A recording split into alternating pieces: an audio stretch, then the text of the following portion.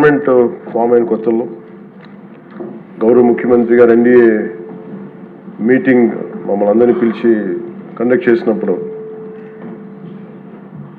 ఆ రోజు ఒక నేషనల్ డైరీ డెవలప్మెంట్ బోర్డు చేసిన రిపోర్ట్ని చదివారు. వీళ్ళు గత పాలనలో ఇది కూడా జరిగింది అనేది టీటీడీ బోర్డు వారి పాలక మండలి చేసిన ఇది కూడా జరిగింది అనేది తెలియజేశారు. అంతే, అక్కడితో అయిపోయింది అధ్యక్ష. దాన్ని అంతకు మించి ముందుకు తీసుకెళ్ళాలి లేదంటే నేను అది విని నాకేమనిపించిందంటే ఇలాంటివి కూడా జరిగినాయా. ఎందుకంటే ఆల్రెడీ గతంలో తిరుమలకి పైకి అంత వెళ్ళినప్పుడు కొంత స్థానికంగా కొంత చెప్పింది, తిరుమలలో చెప్పింది, ఇవన్నీ కోరిలేట్ చేసుకొని కొంత ఆ ప్రసాదం కూడా క్వాలిటీ లేదని ఎలా చేశారు ఏంటో అనుకున్నాం. కానీ ఒక గబుక్కుని ఒకళ్ళ బ్లేమ్ చేయడం అనేది చాలా ఆలోచించి మాట్లాడతాం. ముఖ్యంగా పబ్లిక్ లైఫ్లో ఉన్నాం కానీ బాధ్యతగా ఉన్నాయి మా పొజిషన్. అలాంటిది అసలు ఈ నెయ్యిలో కల్తీ జరగలేదు ఇవన్నీ వాళ్ళు మాట్లాడుతుంటే దాని మీద చాలా కంప్లీట్ వివరణ ఇవ్వాల్సిన అవసరం ఉంది అనిపించింది అధ్యక్ష. ముఖ్యంగా గత ప్రభుత్వ పాలనలో ఉన్నప్పుడు ఎక్కడా కూడా దేవాలయాల మీద దాడులు జరిగినా ఇంకోటి జరిగినా ఎక్కడా కూడా మేము దోషుల్ని పట్టుకోండి అని చెప్తా వచ్చాం తప్ప ఎక్కడా కూడా మీరు చేయించారని కానీ మీరు ఉన్నారని కానీ ఎక్కడ ఎందుకంటే తక్కువ అలా కూర్చోబెట్టి ఎలా పడితే అలా మాట్లాడటానికి బాధ్యత ఉంటాం కాబట్టి అలా మాట్లాడలేము.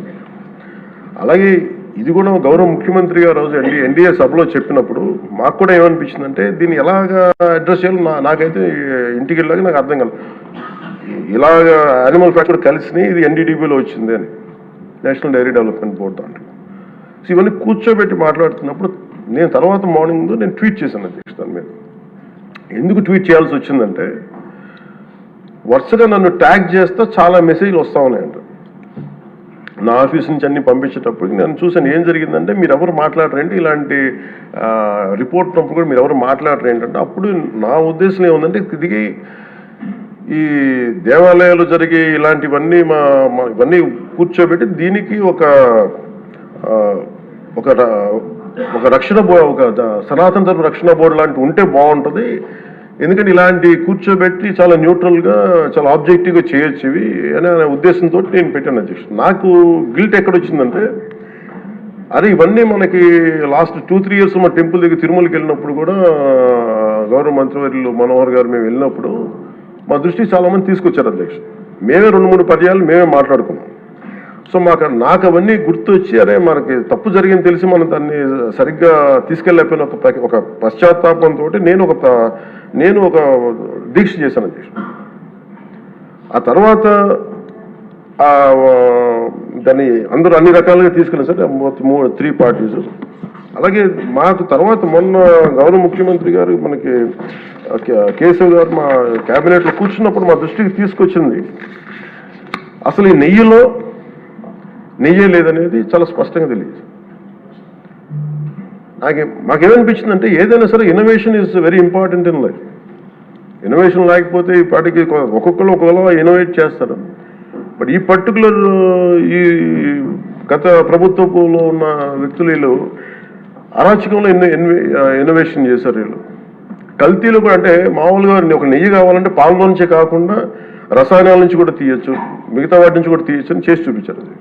దానికి సంబంధించిన కంప్లీట్ ఈ సిబిఐకి ఆ రిపోర్ట్ ఇచ్చినప్పుడు ఎక్కడా కూడా నెయ్యి లేకుండా వీళ్ళు నెయ్యి తయారు చేశారని చాలా స్పష్టంగా తెలియజేశారు. ఇప్పుడు మనం ఏం మాట్లాడుతున్నాం వీళ్ళందరితో అంటే ఎక్కడా కూడా ఈ సభ సాక్షిగా చెప్తున్నాను, ఇది ప్రజలకు కూడా తెలియాలి, ఎక్కడా కూడా గత ప్రభుత్వం తాలూకు హెడ్ చేసిన వ్యక్తి చేశారని ఎక్కడ కూడా నేను ప్రత్యేకించి మాట్లాడాలి. నేనేం చెప్తాను, టీటీడీ పాలక మండలి బాధ్యత ఇది. మీరు కూర్చోబెట్టి మీరు బాధ్యత తీసుకొని వాళ్ళ పార్టీ ఆ ప్రభుత్వం స్థాపించినప్పుడు వాళ్ళ నియమించిన పాలక మండలి వాళ్ళు చేసిన తప్పులకి సింపుల్ ఏం చేయాలి అధ్యక్షుడు. ఒక ఇంటర్వ్యూలో కూడా నన్ను అడిగితే నేనేం చెప్పానంటే you mean to say you going to blame the person who headed the last government అంటే my intention is not that. My intention is always to say that who did this, who are the perpetrators. A perpetrators is more or less they are the TTD board. Let them be accountable for that. ఎక్కడ కూడా నేను ఈ వ్యక్తి గురించి మేము మాట్లాడలేదు, ఎందుకంటే డైరెక్ట్గా ఇన్వాల్వ్మెంట్ ఉందని మనం చెప్పట్లేదు అది, ఎందుకంటే వాళ్ళు నియమించిన బోర్డు ఇది.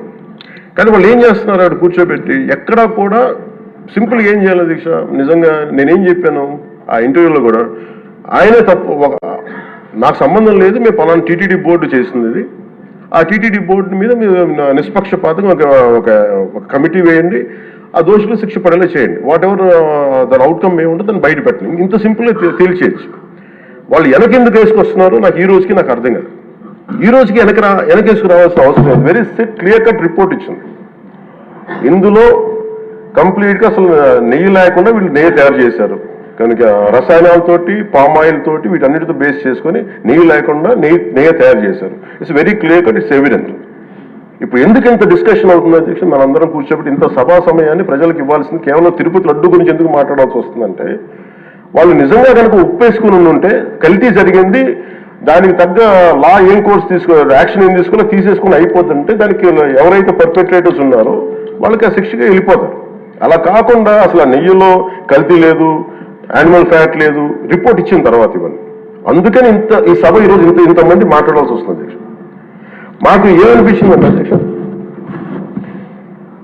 దీన్ని క్యాబినెట్ మీటింగ్లో మా దృష్టికి తీసుకొచ్చింది మీకు తెలియజేస్తున్నాను మీ ద్వారా ప్రజలకి. సిబిఐ నేతృత్వంలోని ఈ స్పెషల్ ఇన్వెస్టిగేషన్ టీం ఆ నెయ్యి తయారీకి 1 లీటర్ పాలు కూడా వినియోగించలేదని చెప్పి చాలా ఖచ్చితంగా తేల్చింది. ఆ పామ్ ఆయిల్లో రసాయనాలు కలిపి తయారు చేసినట్టు చెప్పింది.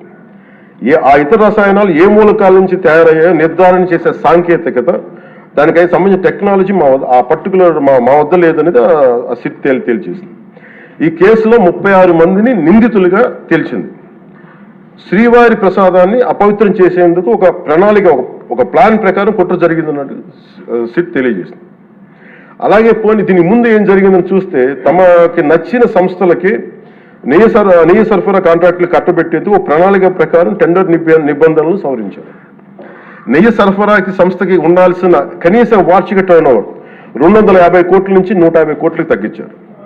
రోజుకి 4 లక్షల లీటర్ల పాలు సేకరించాలన్న నిబంధనని తొలగించారు. డైరీ రంగంలో 3 ఏళ్ల అనుభవం ఉండాలన్న నియమాన్ని ఏడాది కుదించారు.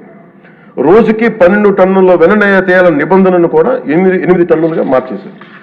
అంటే ఒకరికి నెయ్యి కాంట్రాక్ట్ ఇవ్వాలంటే ఇన్ని నిబంధనల్ని తూట్లు పడిచారు. అది చేసిన తర్వాత మళ్ళీ సవరణ అనంతరం వీళ్ళు ఎంపిక చేసిన సంస్థలు 20-23 మధ్య నెయ్యి సరఫరా చేశాయి.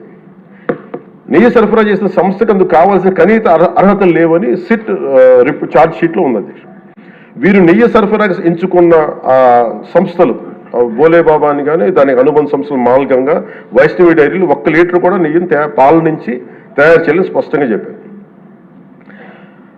ఇది 1924 మధ్య 11 కోట్ల మంది భక్తులను శ్రీవారిని దర్శించుకుంటే ఆ కాలంలో మొత్తం 48 కోట్ల లడ్డు ప్రసాదాలు విక్రయం జరిగింది. దాంట్లో సుమారు 20 కోట్ల లడ్డూలు నకిలీ నెయ్యితో తయారయ్యాయని చెప్పి టీటీడీ రికార్డ్స్ తెలియజేస్తాం. ఆ 11 కోట్ల మందికి రసాయనాలతో నిండిన మన లడ్డూలు పంపించారు.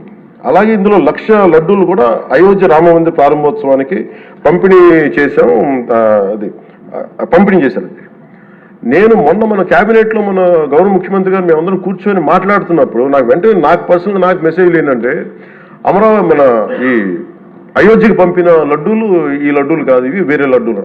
అలా ఎలా తేడా చెప్తారు వీళ్ళు? దానికోసం ప్రత్యేకంగా అంటే అక్కడ నిబంధనలు ఎక్కడా కూడా మీరు నెయ్యి మేము పలానోళ్ళు కొన్నారు మాకు డీటెయిల్స్ ఇస్తా ఉన్నారు. నేను ఆ సభాముఖంగా ఎందుకు వాళ్ళకి పేర్లు ప్రస్తావించరు, అది చెప్పిన వ్యక్తులు కానీ వీళ్ళు కానీ. నేను అడిగింది ఏంటంటే, ఓకే మీకు దాని మీద ఆధారాలు ఏమున్నాయి, మీరు ఈ లాటే పంపించారు అయోధ్యకి అనేది మీకు ఏముంటే, ఎక్కడ ఏం లేదు, అన్ని గాల్లో మాట్లాడుతున్నారు వీళ్ళందరూ.